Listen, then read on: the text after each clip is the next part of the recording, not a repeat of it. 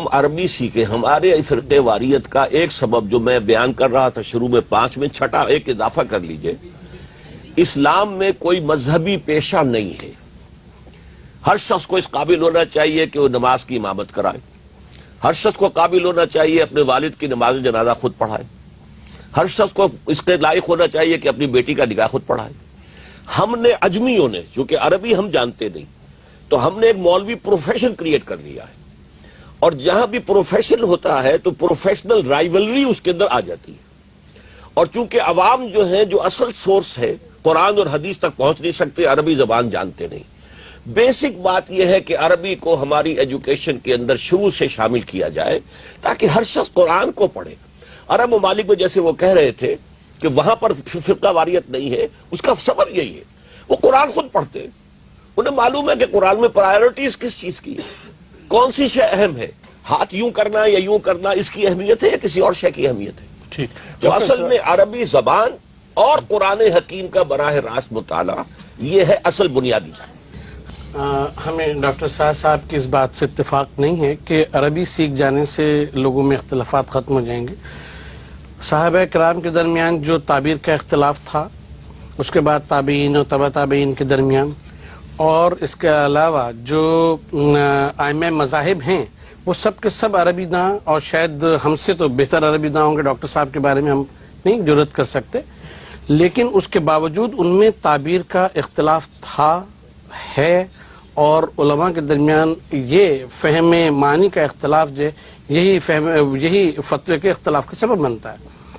بنیادی طور کے اوپر یہ ایک بہت عجیب گفتگو ہے جو ہمیں شاید آپ کے سامنے بھی انیشیٹ نہیں کرنی چاہیے، لیکن اب بات آئی ہے تو ہم کہیں گے کہ اگر ہر شخص کو یہ اجازت دے دی جائے کہ وہ اپنے طور کے اوپر قرآن مجید کو سمجھے اور احادیث کا مطالعہ کر کے اس قابل ہو جائے کہ وہ احادیث کے جو اسناد ہیں ان کو دیکھتے ہوئے کہ وہ کس درجے کی ہیں اور کیا ہیں، اور پھر اس کے مطابق اخذ معنی کرنے کے قابل ہو جائے، تو ہم یہ سمجھتے ہیں پھر دنیا میں وہ کوئی دوسرا کام نہیں کر سکے گا، وہ صرف یہی کام کرے گا.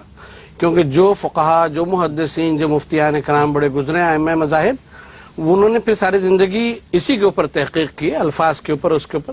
تفاسیر آپ اٹھا کے دیکھیں، ایک سے ایک تفسیر آپ کو ملے گی عربی زبان میں.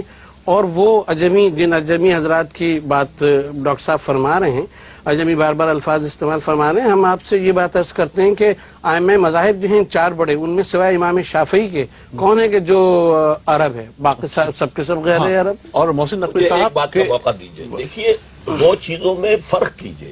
ایک ہے اختلاف، ایک ہے فرقہ بندی، تفرقہ. اختلاف میں کوئی اختلاف نہیں ہے، بلکہ قرآن مجید میں تو ہے وَلِذَٰلِكَ خَلَقَهُمْ، اللہ نے پیدا کیا، شکلیں مختلف بنائی ہیں، لوگوں کے مزاج مختلف بنائے ہیں.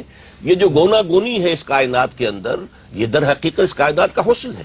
اختلاف اپنی جگہ پر ہے، تفرقہ ہو کر کہ کوئی ایک کو کافر کہے، دوسرا دوسرے کو کافر کہے، اور من دیگرم تو دیگری، یہ نہیں تھا ان کے اندر. اور یہی چیز آج بھی عرب ممالک میں نہیں ہے، اس لیے کہ وہ کم سے کم قرآن مجید حدیث کو خود پڑھتے ہیں، تو انہیں معلوم ہے کہ کیا چیز اہم تر ہے اور کیا چیز سیکنڈری اہمیت کی ہے، ٹرشری اہمیت کی حامل ہے. ٹھیک.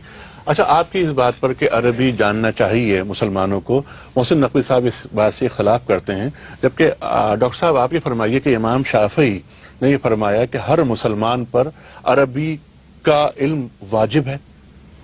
میں اس سے متفق ہوں، ہر پڑھے لکھے انسان پر.